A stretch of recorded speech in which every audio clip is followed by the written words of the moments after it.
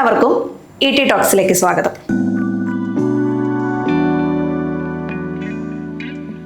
നമ്മളിപ്പോൾ എപ്പോഴും കേൾക്കുന്ന ഒരു കാര്യമാണ് ഇന്നത്തെ കാലത്തെ കുട്ടികൾക്ക് പൈസയോട് വലിയ ബഹുമാനമല്ലെന്ന്. എനിക്കൊരു സൈക്കിൾ വേണം, അതിന് 28,000 രൂപയെ വിലയുള്ളൂ എന്നൊക്കെ കുട്ടികൾ ലാഘവത്തോടെ പറയുന്നത് നമ്മൾ കേട്ടിട്ടുണ്ടാകും. ഇപ്പം ജോലി കിട്ടിയ ഒരു കുട്ടിയായിരിക്കട്ടെ, ജോലിക്ക് കയറിയതേ ഉള്ളൂ, 10-15 രൂപയാണ് സാലറി എങ്കിൽ വില കൂടിയ ഫോണും വലിയ ബൈക്കും ഒക്കെ വാങ്ങും. നമ്മുടെ വീട്ടിൽ നിന്നൊക്കെ കുട്ടികൾ പൈസ ചോദിക്കുമ്പോൾ നമ്മൾ എന്തിനാണ് എന്ന് പോലും ചോദിക്കാതെ പൈസ കൊടുക്കും. ഇതിൻ്റെ ഫോളോ അപ്പ് നടത്തില്ല. അതുമാത്രമല്ല, വീട്ടിൽ കുറച്ച് സാമ്പത്തിക ബുദ്ധിമുട്ടുണ്ടെങ്കിലും നമ്മൾ പറയും കുട്ടികളൊന്നും അറിയണ്ട, അവരിങ്ങനെ സന്തോഷത്തോടെ ജീവിക്കട്ടെ എന്ന്. ഈ 2026 ഡിജിറ്റൽ യുഗത്തിൽ ഓൺലൈൻ ഗെയിമിങ്ങും UPI ഒക്കെ ഇത്ര സജീവമായ കാലത്ത് നമ്മുടെ കുട്ടികളെ എങ്ങനെ സാമ്പത്തിക സുരക്ഷിതത്തിൽ വളർത്താം എന്ന് നമുക്ക് ഇന്ന് ചർച്ച ചെയ്യാം. നമസ്കാരം ഷിനോദ് സാർ. നമസ്കാരം. ഞാൻ തുടക്കത്തിലെ പറഞ്ഞ പോലെ തന്നെ നമ്മൾ എപ്പോഴും പറയുന്ന ഒന്നാണ്, ഇന്നത്തെ കാലത്തെ കുട്ടികൾക്ക് പണത്തോട് വലിയ ബഹുമാനമൊന്നുമില്ല എന്നുള്ളത്. ഈ ഒരു ബഹുമാനം തുടങ്ങാൻ വേണ്ടി ഏത് കാലം തൊട്ട് അല്ലെങ്കിൽ ഏത് പ്രായം തൊട്ട് നമ്മൾ അവർക്ക് കാര്യങ്ങളൊക്കെ പറഞ്ഞു കൊടുക്കണം? അതിൽ എനിക്ക് ആ ഉദാഹരണം വളരെ ഇഷ്ടപ്പെട്ടു. കാരണം എന്താ പറയുക, സൈക്കിളിന് വെറും 28,000 രൂപ മാത്രമേ വിലയുള്ളൂ. കുട്ടികൾ പറയുമ്പോൾ ഈ മാത്രം എന്ന വാക്ക് കുട്ടികൾ നിങ്ങൾ വീട്ടിലൊക്കെ ഉണ്ടെങ്കിൽ ശ്രദ്ധിച്ചാൽ കാണും, അവർ ആ വാക്ക് ഉപയോഗിക്കും. അതിന് വെറും 100 രൂപ മാത്രമേ വിലയുള്ളൂ, 100 രൂപ മാത്രം എന്ന് അവർ ഉപയോഗിക്കും. അവരെ സംബന്ധിച്ചിടത്തോളം മൊബൈലിലെ അക്കങ്ങൾ മാത്രമാണ് പൈസ. പൈസയെക്കുറിച്ചൊന്നും അവർക്ക് അറിഞ്ഞുകൂടാ. അവരെ സംബന്ധിച്ചിടത്തോളം ഇവിടെ നിങ്ങൾ 1000 എന്നുള്ളിടത്ത് ഒരു 0 കൂടി ഇട്ട് കൊടുത്തു കഴിഞ്ഞാൽ 10,000 ആവും എന്ന്, അല്ലെങ്കിൽ അത്ര എളുപ്പത്തിൽ നമുക്ക് എന്ത് ചെയ്യാൻ പറ്റും, ചിലവാക്കാൻ പറ്റും എന്ന ഒരു ചിന്തയാണ് കുട്ടികൾക്കുള്ളത്. അതുകൊണ്ട് കുട്ടികൾക്ക് ഒരു സൈക്കിള് 20,000 രൂപയ്ക്കോ 1,00,000 മൊബൈൽ വാങ്ങാനോ ഒരു മടിയില്ല. കാരണം അവരെ സംബന്ധിച്ചിടത്തോളം മൊബൈലിലെ വെറും അക്കങ്ങൾ മാത്രമാണ് പൈസ എന്ന് പറയുന്നത്.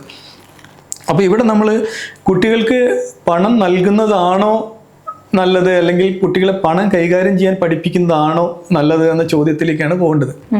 അപ്പം കുട്ടികളെ പണം നൽകുന്നതാണോ നല്ലതെന്ന് ചോദിച്ചാൽ, കുട്ടികൾക്ക് ഈ പണം കൈകാര്യം ചെയ്യാൻ പഠിപ്പിക്കുന്നതിനേക്കാളും രക്ഷാകർത്താവിന് എളുപ്പം എന്താണ്, കുട്ടികൾ പണം കൊടുക്കുന്നതാണ് എന്നതുകൊണ്ട് ഇന്നത്തെ രക്ഷാകർത്താക്കളൊക്കെ എന്ത് ചെയ്യും, കുട്ടികൾ ചോദിക്കുന്ന പണം അങ്ങോട്ട് കൊടുക്കും. കാരണം എല്ലാവരും തിരക്കിലാണ്, എല്ലാവർക്കും കുട്ടികളെ വേണ്ടത്ര രീതിയിൽ പരിഗണിക്കാനോ അവരുടെ ഒരു ഈ മേഖലയിലൊക്കെയുള്ള മാനസികമായ വളർച്ച ഉറപ്പാക്കാനോ ആർക്കും സമയമില്ല. അതുകൊണ്ട് കുട്ടി 100 രൂപ ചോദിച്ചാൽ 100 രൂപ കൊടുക്കും, 150 രൂപ ചോദിച്ചാൽ 150 രൂപ കൊടുക്കും. ഈ ഒരു രീതിയിലാണ് മുന്നോട്ട് പോകുന്നത്. അതുകൊണ്ട് തന്നെ പണത്തിൻ്റെ മൂല്യം പുതിയ തലമുറയിൽ വളരെ കുറവാണ്. പലപ്പോഴും നമ്മൾ ഞെട്ടിപ്പോകും അവർ സംസാരിക്കുന്ന കേട്ട്. ചെറിയ കുട്ടികളാണെങ്കിൽ പോലും സംസാരിക്കുന്ന കണ്ടാൽ നമ്മൾ ഞെട്ടിപ്പോകും. അപ്പോൾ ആ രീതിയിലാണ് പോകുന്നത്. കാംബ്രിഡ്ജ് യൂണിവേഴ്സിറ്റി നടത്തിയ ഒരു പഠനം അനുസരിച്ച് 7 വയസ്സ് മുതൽ തന്നെ കുട്ടികളിൽ എന്ത് വരുന്നുണ്ടെന്ന് അറിയോ, ഈ മണി ഹാബിറ്റ് വരുന്നുണ്ട്. അപ്പോൾ നമ്മൾ ആ പ്രായം തൊട്ട് തന്നെ കുട്ടികളെ മോൾഡ് ചെയ്ത് കൊണ്ടുവരണം. എന്നാൽ മാത്രമേ അവർക്ക് ഒരു മെച്ചപ്പെട്ട ഒരു സാമ്പത്തിക ലൈഫ് ഉണ്ടാവൂ. ഇതിനർത്ഥം നമ്മൾ കുട്ടികളെ പിശുക്കത്തരം പഠിപ്പിക്കണം എന്നൊന്നല്ല, കുട്ടികൾ ബേസിക്കായ ചില ശീലങ്ങൾ പഠിപ്പിക്കണം. നമ്മൾ തീർച്ചയായിട്ടും അതിൽ ഏറ്റവും പ്രധാനപ്പെട്ടതാണ് ആവശ്യവും ആഗ്രഹവും വേർതിരിച്ച് കാണാനുള്ള ഒരു കപ്പാസിറ്റി. അത് കുട്ടിക്കാലം തന്നെ കുട്ടികളിൽ ഉണ്ടാക്കിയേ പറ്റൂ. ഒന്ന് നമ്മുടെ ആഗ്രഹമാണെന്നും ഒന്ന് ആവശ്യമാണെന്നും ഇത് രണ്ടും 2 എക്സ്പെൻസ് ആണെന്ന് കുട്ടിയെ ബോധ്യപ്പെടുത്തിയേ പറ്റൂ. 10 വയസ്സ് വരെ കുട്ടികൾ പണം കൈകാര്യം ചെയ്ത് പഠിക്കട്ടെ, അല്ലെന്ന് വെച്ചാൽ ഫിസിക്കൽ പണം കൈകാര്യം ചെയ്ത് പഠിക്കട്ടെ. ഒരു 7-8 വയസ്സുള്ള കുട്ടിക്ക് നമ്മൾ അവർക്കൊന്നും മനസ്സിലാവില്ലെങ്കിൽ പോലും നമുക്ക് പണം കൈകാര്യം ചെയ്യാനുള്ളൊരു ശീലം അവരുണ്ടാക്കിയ, പണം മറ്റുള്ളവർക്ക് കൊടുക്കാനുള്ള ശീലം, തിരിച്ചു വാങ്ങാനുള്ള ശീലം, കടയിലൊക്കെ പോകുമ്പോൾ ചെറിയ ചെറിയ കാര്യങ്ങളൊക്കെ അവരെ പഠിപ്പിക്കാൻ വേണ്ടി ശ്രമിച്ചിട്ട് ഈ പണത്തിൻ്റെ ഈ ക്രയവിക്രയങ്ങൾ അവർ, ഫിസിക്കൽ പണത്തിൻ്റെ ക്രയവിക്രയങ്ങൾ അവർ പഠിക്കണം. ഇപ്പോൾ പലപ്പോഴും അറിയാം, എസ്പെഷ്യലി പുതിയ തലമുറ നോട്ട് പോലും ചിലപ്പോൾ കണ്ടിട്ടുണ്ടാവില്ല. അവർക്ക് അറിഞ്ഞുകൂടാ, അവർക്ക് പണം എന്ന് പറയുന്നത് സ്കാൻ ചെയ്ത് പോകുന്ന എന്തോ ഒന്നാണ്, അല്ലെങ്കിൽ ഇവിടുന്ന് അങ്ങോട്ട് മൊബൈലിലൂടെ പോകുന്ന എന്തോ ഒന്നാണ്. അവർക്ക് ഫിസിക്കൽ രൂപത്തിൽ അവർ പലപ്പോഴും അവർ ശ്രദ്ധിച്ചിട്ട് പോലും കാണില്ല. അപ്പോൾ നമ്മൾ ശ്രദ്ധിക്കേണ്ടത് ഇത്രയേ ഉള്ളൂ, നമ്മൾ ഈ പണം ഉണ്ടാക്കാൻ ഒരു കഷ്ടപ്പാടുണ്ട്. ഈ കഷ്ടപ്പാട് നമ്മുടെ കുട്ടികൾക്ക് വരണമെന്ന് നമ്മൾ ആഗ്രഹിക്കില്ല. പക്ഷേ ആ സൈക്കിളിൻ്റെ ഒരു ഉദാഹരണത്തിലേക്ക് തന്നെ പോവാം. ഇപ്പം എൻ്റെ മോൻ എന്നോട് ഒന്ന് പറയാൻ എനിക്ക് ഒരു സൈക്കിൾ വേണമെന്ന് പറയുന്നു. അപ്പം ഞാൻ പോയിട്ട് അടുത്ത മാസം എൻ്റെ കയ്യിലുള്ള പൈസയെല്ലാം കൂടി നുള്ളി പൊറുക്കി സൈക്കിൾ വാങ്ങിക്കൊടുക്കുന്നു. ഇവിടെ ആ സൈക്കിൾ കിട്ടുമ്പോൾ, അല്ലെങ്കിൽ ആ സൈക്കിൾ വാങ്ങിയതിൻ്റെ ഒരു പെയിൻ അവന് മനസ്സിലാവുന്നില്ല. മറിച്ച് അവനോട് പറയുന്നു, നിനക്ക് അതിൻ്റെ അടുത്ത ബർത്ത്ഡേക്ക് ഞാനൊരു സൈക്കിൾ വാങ്ങിത്തരാം, എല്ലാ മാസവും ഞാൻ നിനക്കൊരു 500 രൂപ 1000 രൂപ വീതം തരാം, ഇത് നമുക്ക് കൂട്ടി വെച്ചിട്ട് നിൻ്റെ അടുത്ത ബർത്ത്ഡേക്ക് സൈക്കിൾ വാങ്ങിത്തരാമെന്ന് പറയുന്നു. അപ്പോൾ തീർച്ചയായിട്ടും ഇവന് ഞാൻ എല്ലാ മാസവും പൈസ കൊടുക്കുന്നുണ്ട്. ആ പൈസ അവൻ എടുത്തു വയ്ക്കുന്നു. അത് കൂട്ടി വെച്ചിട്ട് ബർത്ത്ഡേ ആകുമ്പോൾ അവൻ പറയുന്നത് എൻ്റെ കയ്യിൽ 4000 രൂപയുണ്ട് എന്ന് പറഞ്ഞിട്ട് ആ സൈക്കിൾ വാങ്ങുന്നതിലേക്ക് ആ കോൺട്രിബ്യൂഷൻ കൂടി അവൻ്റെ കയ്യിൽ നിന്ന് കിട്ടുമ്പോൾ സ്വാഭാവികമായിട്ടും അത് അവനുള്ളിൽ ഉണ്ടാക്കുന്ന ഒരു സന്തോഷമുണ്ട്. ഈ സന്തോഷം അവൻ അനുഭവിച്ചു തന്നെ അറിയണം. പക്ഷെ നമ്മൾ പലപ്പോഴും നമുക്ക് അത്ര ക്ഷമ നമുക്കും ഇല്ല, അത്ര ക്ഷമ കുട്ടികൾക്കും ഇല്ല. അതുകൊണ്ട് എന്ത് ചെയ്യും, സൈക്കിൾ വേണമെന്ന് പറഞ്ഞാൽ 2 ദിവസം കരഞ്ഞു കഴിഞ്ഞാൽ അല്ലെങ്കിൽ ഒരു ദിവസം കലാപം ഉണ്ടാക്കി കഴിഞ്ഞാൽ അടുത്ത ദിവസം നമ്മൾ സൈക്കിൾ വാങ്ങിക്കൊടുക്കും. കാരണം നമുക്ക് ഈ തലവേദനയ്ക്ക് ഈ സമയമൊന്നുമില്ല. നമ്മൾ എന്ത് ചെയ്യും, ഇവരെ പഠിപ്പിക്കാനൊന്നും നമുക്ക് സമയമില്ലാത്തതുകൊണ്ട് നമ്മളത് വാങ്ങിക്കൊടുക്കും. 3 നാച്ചുറൽ ആളുകളാണുള്ളത്. ചിലരെന്ത് ചെയ്യും, ചോദിക്കുമ്പോൾ പണം കൊടുക്കും. ചോദിക്കുമ്പോൾ പണം കൊടുക്കുന്ന അല്ലെങ്കിൽ അത്തരം കുട്ടികൾ ഒരിക്കലും എന്തില്ല, പണത്തിൻ്റെ മൂല്യം തിരിച്ചറിയില്ല. അപ്പോൾ രണ്ടാമത്തെ കാറ്റഗറി എന്താണെന്ന് വെച്ചാൽ പണം ചോദിച്ച പണം കൊടുക്കുകയില്ല. പക്ഷേ ഈ കുട്ടികൾ പണം കിട്ടാത്ത ഈ വിഷമമെല്ലാം കുറച്ച് കഴിഞ്ഞാൽ അവർ ഒരു അത്യാർത്ഥിക്കാരായിട്ട് മാറും. അവർ സൈക്കോളജി എങ്ങനെയായിട്ട് മാറും. ഏറ്റവും നല്ല മാർഗം എന്ന് പറയുന്നത്, കുട്ടി ഒരു നോട്ട് ബുക്കിന് 10 രൂപ വേണമെന്ന് പറഞ്ഞാൽ 10 രൂപ കൊടുത്താൽ മതി. ഇല്ലെങ്കിൽ നിങ്ങൾ 50 രൂപയാണ് കൊടുത്തതെങ്കിൽ കുട്ടി വൈകുന്നേരം വരുമ്പോൾ അതിൻ്റെ ബാക്കി 40 രൂപയുണ്ടോ എന്ന് വെരിഫൈ ചെയ്യുന്ന ഒരു സൈക്കോളജി. കൃത്യമായിട്ട് പണത്തിൻ്റെ മൂല്യം ചെറുപ്പം മുതലേ കുട്ടികളെ പഠിപ്പിച്ചേ പറ്റൂ. ആ ഒരു രീതിയിൽ കുട്ടികൾ വളർത്തിക്കൊണ്ടുവന്നാൽ മാത്രമേ അവർക്ക് പണത്തിനോടുള്ള കരുതലുണ്ടാവൂ. അല്ലെങ്കിൽ പണം എന്ന് പറയുന്നത് അവരെ സംബന്ധിച്ചിടത്തോളം വെറും അക്കങ്ങളാണ്. എന്ന് വെച്ചാൽ മൊബൈൽ സ്ക്രീനിൽ കാണുന്ന അക്കങ്ങൾ മാത്രമാണ്. നമ്മൾ സോഷ്യൽ മീഡിയ ഒക്കെ ഉപയോഗിക്കുന്ന സമയത്ത് കേട്ടിട്ടുള്ള ഒരു വാക്കാണ് ഈ 3 ബോക്സ് തിയറി എന്ന് പറയുന്നത്. എന്താണ് ഈ 3 ബോക്സ് തിയറി എന്ന് പറയുന്നത്? ഇത് കുട്ടികളിലേക്ക് എങ്ങനെയാണ് ആപ്ലിക്കബിൾ ആകുന്നത്? ഈ 3 ബോക്സ് എന്ന് പറയുന്നത്, ഒന്ന് സ്പെൻഡിങ് ആണ്, രണ്ടാമത്തെ കാര്യം എന്ന് പറയുന്നത് സേവിങ് ആണ്, മൂന്നാമത്തെ കാര്യം എന്ന് പറയുന്നത് ഗിവിങ് ആണ്. അപ്പം ഈ 3 കാര്യങ്ങൾ നമ്മൾ കുട്ടികളെ ചെറുപ്പത്തിലേ പഠിപ്പിക്കുന്നത് വളരെ നല്ലതാണ്. സ്പെൻഡിങ് എന്ന് പറയുന്നത്, ഉദാഹരണത്തിന് ക്രിസ്റ്റീൻ്റെ വീട്ടിലെ ഒരു കുഞ്ഞു വാവയ്ക്ക് 100 രൂപ കൊടുക്കുന്നു. എന്നിട്ട് ക്രിസ്റ്റീന കുട്ടിയോട് ചോദിക്കുന്നു, ഇതിൽ എത്ര രൂപയ്ക്ക് നീ മിഠായി വാങ്ങും? അവൾ പറയും, ഞാൻ 10 രൂപയ്ക്ക് വാങ്ങും. അപ്പോൾ നമ്മൾ ആ 10 രൂപ എന്ന് പറയുന്നത് ആണ് എന്തിനുപയോഗിക്കുന്നത്, ചിലവാക്കാൻ വേണ്ടിയിട്ട് അല്ലെങ്കിൽ സ്പെൻഡിങ്ങിന് ഉപയോഗിക്കുന്നത്. പിന്നെ ചോദിക്കും, നിനക്ക് സൈക്കിൾ വേണമെന്ന് പറഞ്ഞിട്ടില്ലേ, അതിലേക്ക് നീ എത്ര പൈസയാണ് മാറ്റി വയ്ക്കുന്നത്? അപ്പോൾ അതൊരു സേവിങ് ആണ്, അടുത്ത ഒരു ലക്ഷ്യത്തിന് വേണ്ടിയുള്ള സേവിങ് ആണ്. അപ്പോൾ കുട്ടി പറയുന്നത്, ഞാൻ 50 രൂപയാണ് മാറ്റി വയ്ക്കുന്നത്, അല്ലെങ്കിൽ 60 രൂപയാണ് മാറ്റി വയ്ക്കുന്നത് പറയുന്നു. പിന്നെയോ, നിന്റെ അനിയത്തിക്ക് നീ എന്ത് വാങ്ങിക്കൊടുക്കും? അപ്പോൾ ഈ കൊടുക്കാനുള്ള ഒരു മാനസികാവസ്ഥ കുട്ടിക്കാലം തൊട്ടേ കുട്ടികളിൽ വളർത്തിക്കൊണ്ടുവരണം. അപ്പോൾ നീ അനിയത്തിക്ക് ഒരു 10 രൂപ മിഠായി വാങ്ങിക്കൊടുക്കും. അപ്പോൾ ഗിവിങ്ങിനുള്ള നേച്ചറും കൂടി വളർത്തിക്കൊണ്ടുവരണം. അപ്പോൾ കുട്ടികളുടെ മനസ്സിലേക്ക് നമ്മൾ എന്താണ്, ഒരു 3 ബക്കറ്റ് സിസ്റ്റം കൊണ്ടുവരികയാണ്. നമ്മൾ എങ്ങനെ പണം ചിലവഴിക്കണം, എങ്ങനെയൊക്കെയാണ് നമ്മൾ സ്പെൻഡ് ചെയ്യേണ്ടത്, എങ്ങനെയൊക്കെയാണ് നമ്മൾ സേവ് ചെയ്യേണ്ടത്, എങ്ങനെയാണ് നമ്മൾ മറ്റുള്ളവരെ സഹായിക്കേണ്ടത്, അല്ലെങ്കിൽ മറ്റുള്ളവർക്ക് കൊടുക്കാനും പഠിക്കണം. പലപ്പോഴും കാണാം, ഈ ഒറ്റ കുട്ടികളോ അല്ലെങ്കിൽ വളരെ ലിമിറ്റഡ് അണുകുടുംബത്തിൽ വരുന്ന കുട്ടികളൊന്നും ആർക്കും കൊടുക്കൂല. കാരണം അവർക്കിത് കൊടുത്ത ശീലമില്ല. അവർക്ക് അതുകൊണ്ട് തന്നെ നമ്മൾ കുട്ടികളെ പഠിപ്പിക്കണം, ഇങ്ങനെ കൊടുക്കാൻ തയ്യാറാവണമെന്ന് നമ്മൾ കുട്ടികളെ പഠിപ്പിക്കണം. അപ്പോൾ അതാണ് ഈ 3 ബക്കറ്റ് സിസ്റ്റം എന്നൊക്കെ പറയുന്നതും നമ്മളതിന് തയ്യാറായേ പറ്റൂ. അപ്പം 10 വയസ്സ് കഴിഞ്ഞാൽ തന്നെ നമുക്ക് പലപ്പോഴും ഇന്നത്തെ ബാങ്കുകളിലൊക്കെ അക്കൗണ്ട് ഓപ്പൺ ആക്കുന്നുണ്ട്. SBIയുടെ അക്കൗണ്ടിൻ്റെ പേരെന്താണ്, SBI ബഹലി ഉഡാൻ എന്ന് പറയുന്ന ഒരു അക്കൗണ്ട് ഉണ്ട്. അപ്പം ഇങ്ങനെ കിട്ടുന്ന പണപ്പതാത്തിന് വിഷു കഴിഞ്ഞു, വിഷുവിന് കിട്ടുന്ന കൈനീട്ടോ എല്ലാ പണങ്ങളും ഒക്കെ അതിലിട്ട് വെച്ച് കഴിഞ്ഞാൽ അവർക്ക് ആ 500 രൂപ 600 രൂപ ഇങ്ങനെ കൊണ്ടുപോയി ഇടുമ്പോൾ അത് ആ പാസ്ബുക്കിൽ ഇങ്ങനെ പ്രിന്റ് ചെയ്ത് വരുന്നത് കാണുമ്പോൾ അവർക്ക് എന്തുണ്ടായിരിക്കും, ഒരു സന്തോഷം ഉണ്ടായിരിക്കും. പണം അവിടെ കൂടി വരുന്ന സന്തോഷം ഉണ്ടായിരിക്കും. അങ്ങനെയുള്ള സന്തോഷം കൂടി അവരനുഭവിക്കണം. മറ്റെന്താണെന്ന് വെച്ചാൽ, അച്ഛൻ എന്ന് പറയുന്നത് ഒരു ATM മെഷീനാണ്. കാര്യം പറയുന്നു, കിട്ടുന്നു, സാധിക്കുന്നു. അപ്പോൾ ഈ പണം സ്വരുക്കൂട്ടുന്നതിൻ്റെ അല്ലെങ്കിൽ അതിൻ്റെ ഒരു എന്താണ് പറയുക, ഒരു പെയിനോ അങ്ങനെ ആ സ്വരുക്കൂട്ടി വെച്ച പണം കൊണ്ട് വാങ്ങുന്നതിൻ്റെ ഒരു സന്തോഷമോ കുട്ടി അനുഭവിക്കുന്നില്ല. അപ്പോൾ നമ്മൾ തീർച്ചയായിട്ടും കുട്ടിയെ ഈ കാര്യങ്ങൾ കൂടി പഠിപ്പിക്കാൻ 10 വയസ്സ് കഴിഞ്ഞാൽ മൈനർ അക്കൗണ്ട് തുറക്കാൻ പറ്റും. ആ മൈനർ അക്കൗണ്ട് തുറക്കുന്ന ബാങ്കിൽ എന്ത് ചെയ്യുക, കുട്ടിക്ക് നമ്മൾ കുഞ്ഞു പൈസകൾ അതിലിടുക. നിൻ്റെ സൈക്കിൾ വാങ്ങാൻ വേണ്ടി ഞാൻ അതിലേക്ക് 500 രൂപ ഇടുക. അങ്ങനെ ആ കാര്യങ്ങളെല്ലാം കുട്ടിയെ പഠിപ്പിക്കുക. അതുകൂടാണ്ട് തന്നെ UPI ഇപ്പം വളരെ സാർവത്രികമാണ്. അപ്പോൾ UPI വെച്ച് നമുക്ക് പാസ് ചെയ്ത് കൊടുക്കാൻ പറ്റും. നിനക്ക് ഞാൻ വിഷു കൈനീട്ടം 500 രൂപ നിന്റെ അക്കൗണ്ടിലേക്ക് വിട്ടിട്ടുണ്ടെന്ന് പറയുന്നു. ഫിസിക്കലി ആ പണം കുട്ടിക്ക് കിട്ടുന്നില്ല, പക്ഷേ ആ പണം അവിടെ ഉണ്ടെന്ന് കുട്ടിക്ക് ബാലൻസ് നോക്കാൻ പറ്റും. കാരണം എന്താ പറയുക, ഇത്തരം ബാങ്കുകളെല്ലാം തന്നെ അവരുടെ UPI ബാലൻസ് നോക്കാനും ഡെബിറ്റ് കാർഡ് ഉപയോഗിക്കാനും ഒക്കെ കുട്ടികളെ അനുവദിക്കുന്നുണ്ട് ഒരു നിയന്ത്രിതമായ രീതിയിൽ. അപ്പോൾ കുട്ടികൾക്ക് ഇത് കാണാൻ പറ്റും. ATM കൊണ്ടുപോയി കുട്ടീനോട് ഡെബിറ്റ് കാർഡ് ഇട്ടിട്ട് ഒന്ന് പാസ്വേഡ് അടിച്ച് നോക്കാൻ വേണ്ടി പറയുമ്പോൾ കുട്ടിക്ക് ചിലപ്പം കാണാൻ പറ്റും. അല്ലെങ്കിൽ UPIൻ്റെ ബാക്ക് എൻഡിൽ ഇതിന് ബാലൻസ് എത്ര ഉണ്ടോ കാണാൻ പറ്റും. അപ്പോൾ 300 രൂപ 400 രൂപ ആയതോ അല്ലെങ്കിൽ 300 രൂപ 1000 രൂപ ആയതോ കുട്ടി അറിയുമ്പോൾ കുട്ടിയുടെ മനസ്സിൽ ആ പണം സ്വരുക്കൂട്ടുന്നതിൻ്റെ ഒരു സന്തോഷമുണ്ട്.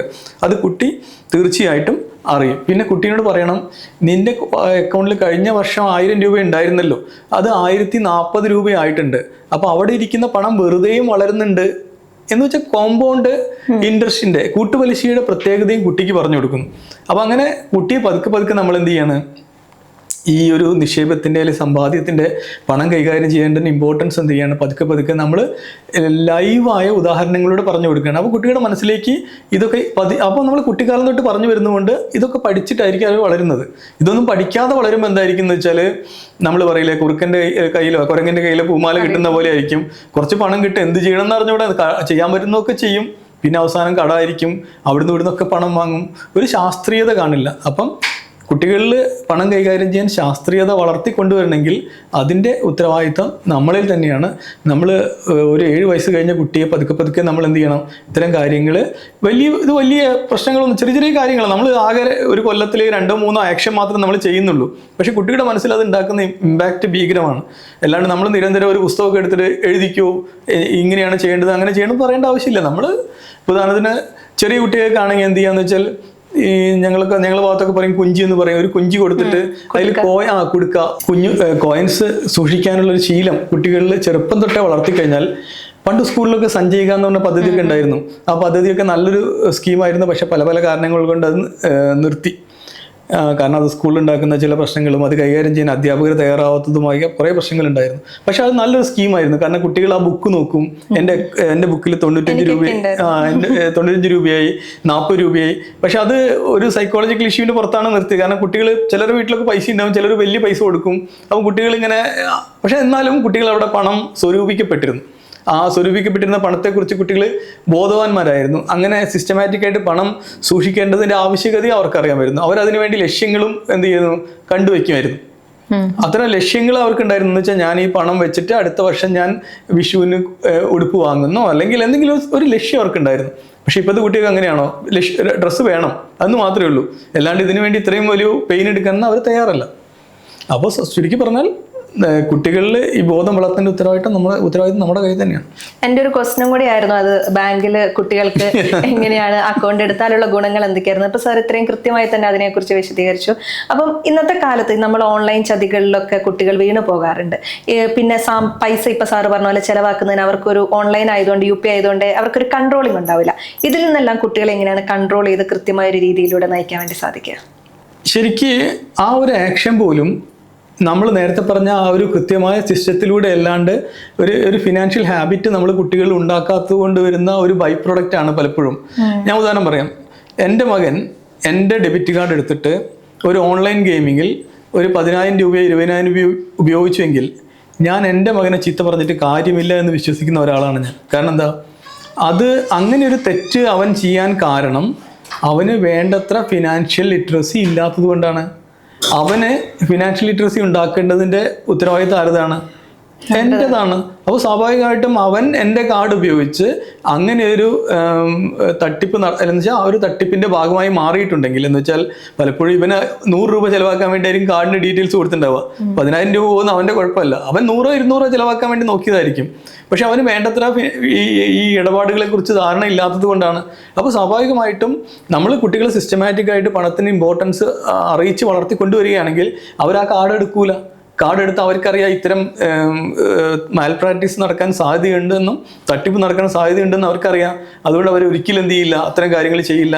നേരെ മറിച്ച് എനിക്ക് ആ ഗെയിം പൂർത്തിയാക്കണമെങ്കിൽ 100 രൂപയുടെ സബ്സ്ക്രിപ്ഷൻ എടുക്കണമെന്ന് ചിന്തിക്കുന്ന ഒരു കുട്ടി, അവൻ്റെ മുന്നിൽ ഗെയിം മാത്രമേ ഉള്ളൂ. കാർഡിലെ നമ്പർ എന്ന് പറയുന്നത് അല്ലെങ്കിൽ ആ അക്കങ്ങൾ എന്ന് പറയുന്നത് വെറും അക്കങ്ങൾ മാത്രമാണ്. കുട്ടികൾ ഒരു പ്രായം കഴിഞ്ഞ കുട്ടികൾക്ക് നമ്മൾ UPIയും വാലറ്റുകളില്ലേ, ഈ വാലറ്റുകളൊക്കെ കൊടുക്കുമ്പോൾ അതിനൊരു പ്രീ ലിമിറ്റ് സെറ്റ് ചെയ്ത് കൊടുക്കുന്നതാണ് എപ്പോഴും നല്ലത്.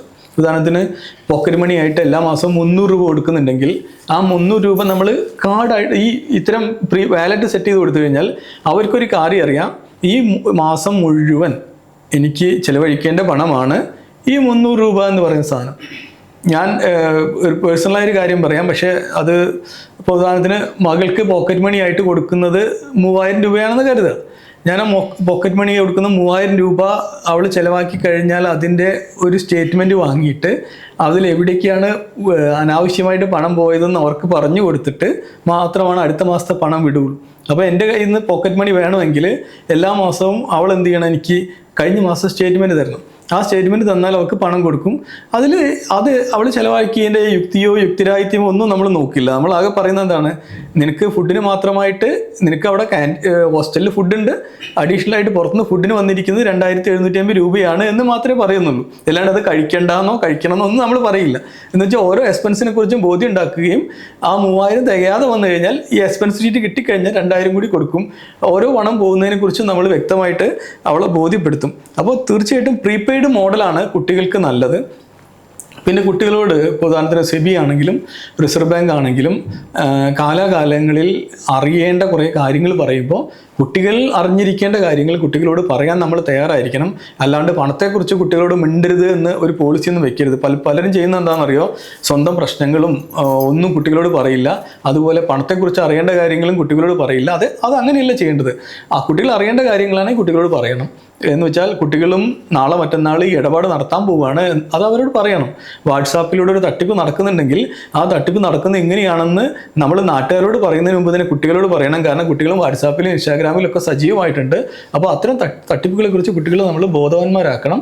തീർച്ചയായിട്ടും ഒരു ഫിനാൻഷ്യൽ സിസ്റ്റത്തിലൂടെ അല്ലെങ്കിൽ ഒരു ബോധവൽക്കരണത്തിലൂടെ കടന്നു വരുന്ന കുട്ടികൾ വല്ലാണ്ടൊന്നും ഇത്തരം അക്കടിയിൽ പെന്ന് ചാടില്ല. നേരെ ഇതൊന്നും അറിയിക്കാതെ വളർത്തുന്ന കുട്ടികളാണ് പലപ്പോഴും അമ്മയുടെ അക്കൗണ്ട് ഉപയോഗിച്ചിട്ട് 5 ലക്ഷം 10 ലക്ഷം ഒക്കെ നഷ്ടപ്പെടുത്തുന്നത്, അല്ലെങ്കിൽ ഏതെങ്കിലും പേരറിയാത്ത ഗെയിമിലൊക്കെ പോയിട്ട് പണം നിക്ഷേപിച്ച് അല്ലെങ്കിൽ കുടുങ്ങി പോകുന്നത്. പലപ്പോഴും പ്ലേ സ്റ്റോറിൽ ഇപ്പം മക്കളൊക്കെ ഇൻസ്റ്റാൾ ചെയ്യുമ്പോൾ പ്ലേ സ്റ്റോറിൽ എത്ര ഡൗൺലോഡ്സ് ഉണ്ടെന്ന് നോക്കി, വെരിഫിക്കേഷൻ നോക്കി, ഗ്രേഡ് ഇതിൻ്റെ ഓരോന്നിൻ്റെയും എത്ര 4.5 3.9 റേറ്റിംഗ് ഉണ്ടെന്നൊക്കെ നോക്കിയിട്ടാണ് പല കുട്ടികളും ചെയ്യുന്നത്. ചിലർക്ക് ഇതൊന്നും നോക്കാൻ അറിഞ്ഞുകൂടാ, കളിക്കണം, ഗെയിം നല്ലതാണെന്ന് പറയുന്നത് കേൾക്കുന്നു, ഇൻസ്റ്റാൾ ചെയ്യുന്നു, കളിക്കുന്നു. അപ്പോൾ ഈ രണ്ടും കുട്ടികളുണ്ട്, 2 ടൈപ്പ് കുട്ടികളുണ്ട്, അല്ലെങ്കിൽ 3 ടൈപ്പ് കുട്ടികളുണ്ട്. അപ്പോൾ ഈ കുട്ടികളുടെ ബിഹേവിയർ പാറ്റേൺ ഡിഫറെൻ്റ് ആവാൻ കാരണം വേണ്ടത്ര ബോധവൽക്കരണം ഇല്ലാത്തതുകൊണ്ടാണ്. അപ്പോൾ കുട്ടിക്കാലം തൊട്ടേ കുട്ടികളിൽ ഒരു മികച്ച സമ്പാദ്യം എന്ന് പറയുന്നതിനേക്കാൾ നല്ലത് ഒരു സാമ്പത്തിക ശീലം ഉണ്ടാക്കാൻ വേണ്ടി ശ്രമിക്കണം. കുട്ടികൾക്ക് നമ്മൾ കൊടുക്കേണ്ട ഏറ്റവും വലിയ സമ്മാനം എന്ന് പറയുന്നത് വില കൂടിയ ബൈക്കോ ഫോണോ ഒന്നുമല്ല, എങ്ങനെ സാമ്പത്തിക സുരക്ഷിതത്വം നേടാം എന്നുള്ള ഒരറിവാണ്. സമ്പാദ്യം ഒരു ശീലമാണ്, അത് ചെറുപ്പത്തിലേ തന്നെ തുടങ്ങണം. പണം ഉണ്ടാക്കുന്നതിനേക്കാൾ ബുദ്ധിമുട്ടാണ് അത് സൂക്ഷിച്ച് ഉപയോഗിക്കാനും കരുതി വെക്കാനും. ഈ വീഡിയോ നിങ്ങൾക്ക് ഇഷ്ടമായെങ്കിൽ ലൈക്ക് ചെയ്യാനും ഷെയർ ചെയ്യാനും മറക്കരുത്. മറ്റൊരു ടോപ്പിക്കുമായി അടുത്ത എപ്പിസോഡിൽ കാണാം. നന്ദി.